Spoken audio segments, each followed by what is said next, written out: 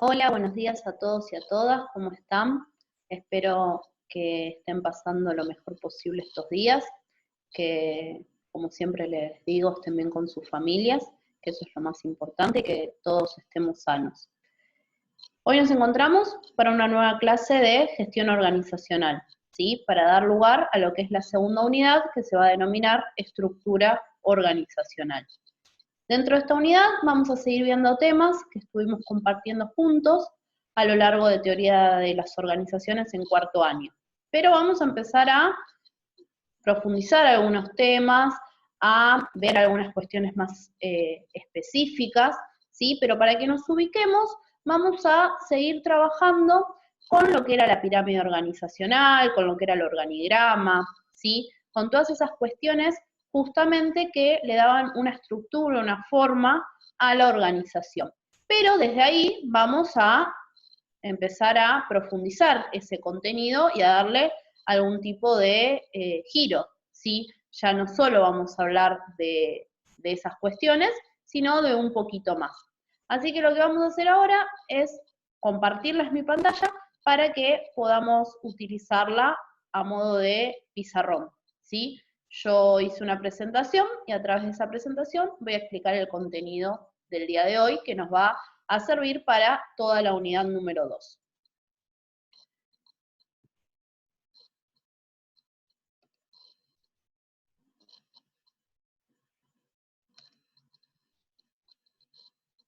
Ahí vamos.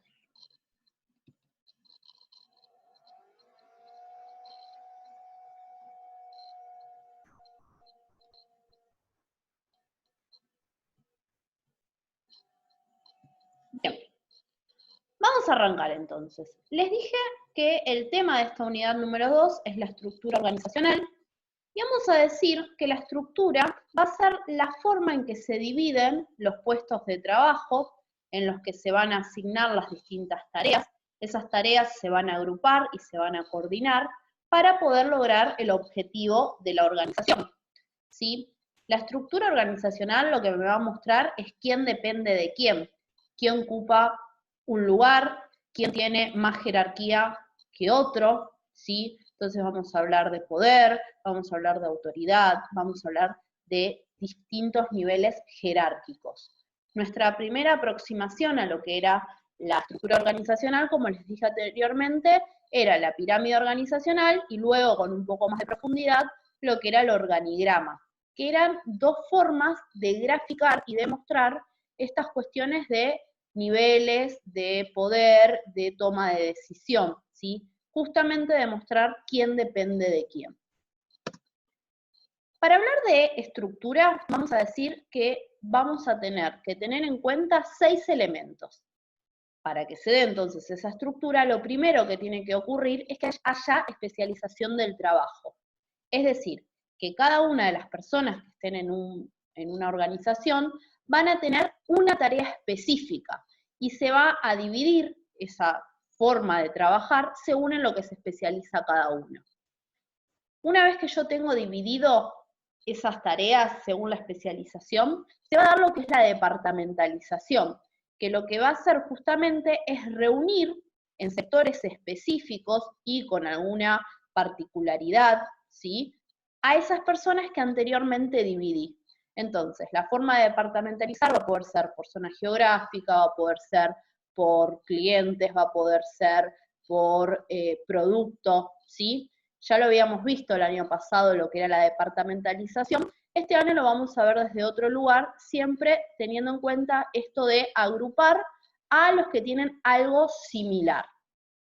Otro de los elementos para hablar de lo que es la estructura es la cadena de mando. ¿Qué quiere decir eso? Como les dije anteriormente, mostrar quién depende de quién y a quién debo reportarme. Si yo pienso en una escuela, podríamos decir que el profesor debe reportarse al director. Si habría un vicedirector, el profesor se reportaría al vicedirector y el vicedirector al director, ¿sí? Eso es la cadena de mando. ¿Quién depende de quién y hacia quién me debo reportar? Otro de los elementos es la extensión de control. Es decir, a cuántas personas una misma persona va a poder tener a cargo. supongamos, mi extensión de control, siendo profesora de 5º año, ¿sí? Va a ser la cantidad de alumnos a los cuales yo tenga cargo. ¿Sí? Por ejemplo, si yo tengo un curso de 25 chicos, mi extensión de control es 25. ¿Hasta dónde voy a ser eficiente, ¿sí? Y eficaz controlando el desempeño de X cantidad de alumnos? ¿Sí? Si yo querría tener cursos o me darían cursos de 80 alumnos, seguramente no vaya a ser lo mismo eficaz y eficiente que si tengo un curso de 25, ¿sí? A eso se refiere la extensión de control. Por otro lado, la centralización y la descentralización es otro de los elementos de la estructura. Cuando hablamos de centralización, va a ser cuando todo el poder y toda la toma de decisión esté justamente centralizado en uno o en unos pocos. En cambio, cuando hablamos de descentralización, vamos a estar refiriéndonos a lo que es el concepto de delegación. Es decir, que hay descentralización cuando se delega la toma de decisión y cuando se delega ese poder. Y por último, el elemento que nos falta es la formalización, que va a ser la estandarización que se tenga de todos los puestos de trabajo y todas las cuestiones que vimos hasta este momento.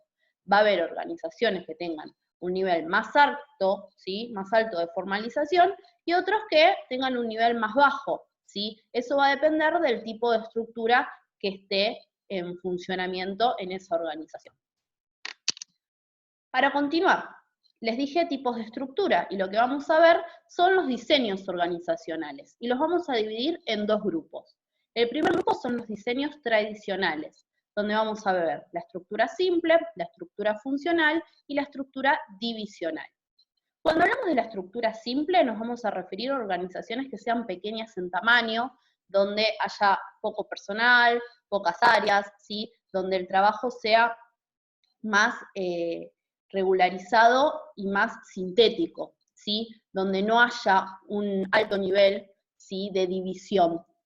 Justamente todo lo contrario. Va a haber una forma donde una o pocas personas van a dirigir a toda la organización. Ya las estructuras funcionales lo que va a hacer es justamente, como lo dice el nombre, ¿sí? Tener en cuenta ya no solo a las organizaciones pequeñas, sino a las que también son un poco más amplias, porque va a dividir el trabajo según distintas funciones a las cuales se va a dedicar la organización.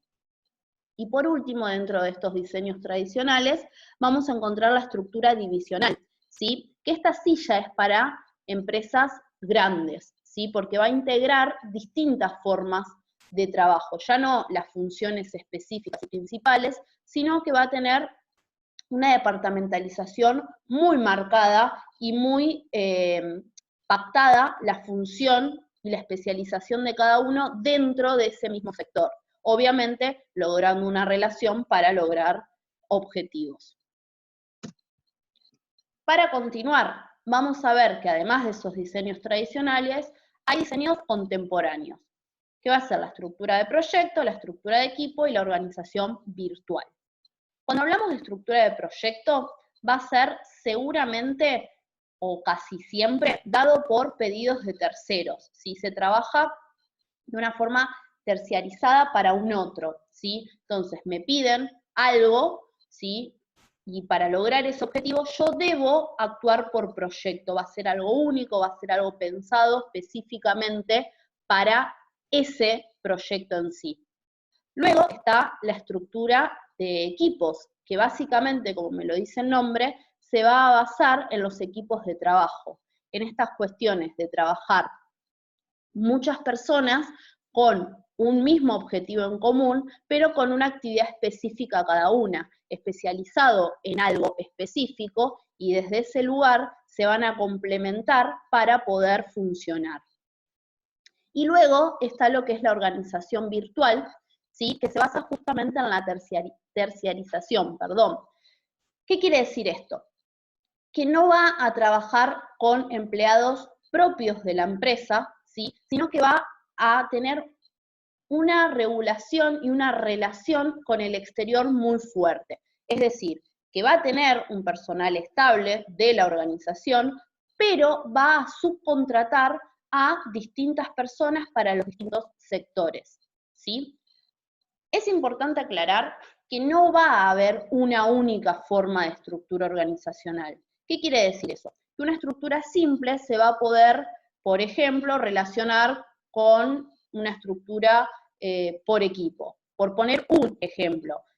Pero la idea es que vean que no únicamente va a estar presente un tipo de estructura, puede tener más, ¿sí?, importancia un tipo de estructura, pero no quiere decir que sea la única dentro de esa organización. Se van a poder combinar entre sí.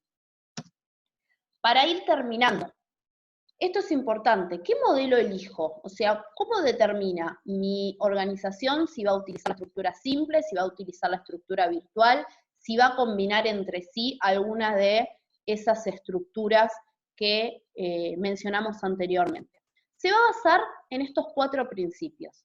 En la estrategia que tenga la organización, ¿sí?, lo que quiera lograr, a qué plazo lo quiera lograr, con qué recursos, ¿sí? También del tamaño, porque según de cuántas personas estemos hablando y de cuántas tareas haya que realizar y cómo sea, ¿sí?, la división de puestos, va a poder adoptarse una u otra estructura.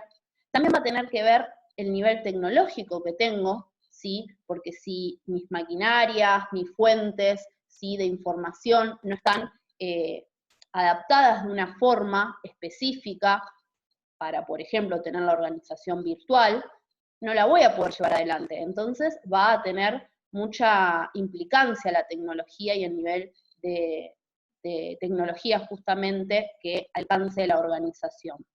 Y por último, el ambiente, que cuando hablamos de ambiente, hablamos de el contexto, el afuera, ¿sí? Tengamos en cuenta que las organizaciones no están ahí solitas en el mundo, sino que interactúan constantemente con un entorno. Entonces, también va a depender de ese entorno qué estructura sea la más factible para poder llevar adelante el objetivo de mi organización. Bien, de esta manera damos por finalizado, ¿sí?, la presentación. Vamos acá a dejar de compartir. Bien.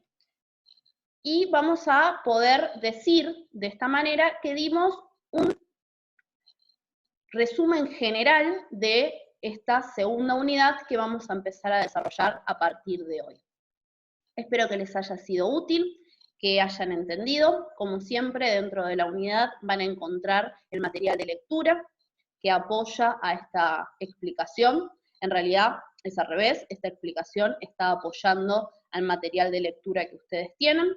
En este caso lo van a tener dividido en 3 archivos, ¿sí?, porque son de distintos libros, así que van a poder leerlo en esas 3 partes. Siempre les voy a especificar igualmente en qué partes se tienen que basar, porque una van a encontrar el concepto general y lo que son los elementos, en una segunda parte van a encontrar los tipos de estructura, y en una tercera parte van a encontrar estas cuestiones de qué elijo y por qué elijo esa estructura. Bien, chicos, espero que les haya servido el video. Cualquier duda que tengan, como siempre, me pueden escribir tanto por el tablón como por el mensaje privado, y seguimos trabajando juntos y logrando lo mejor posible en este contexto que nos está atravesando. Les mando un fuerte abrazo a todos ustedes. Chao.